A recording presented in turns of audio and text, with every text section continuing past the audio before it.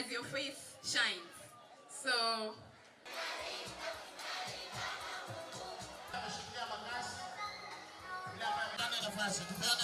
haya, kujeni wanafunzi sasa.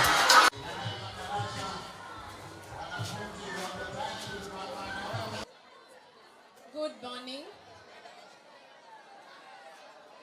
Kujenga madarasa mawili ambayo ni around 2.8 million, na sisi sasa hizi through NGCDF tumeweza kubadilisha mfumo wetu.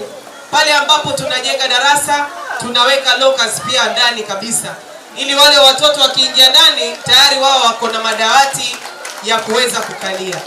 Kwa hivyo kila darasa hapa, darasa moja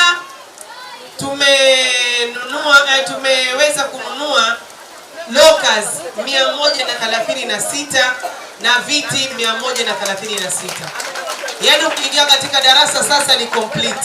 Sisi tunafurahi sana mheshimiwa kwa kazi yako. Unajua tunasema elimu ni uti wa mgongo. Education is the key. Education is the backbone of everything.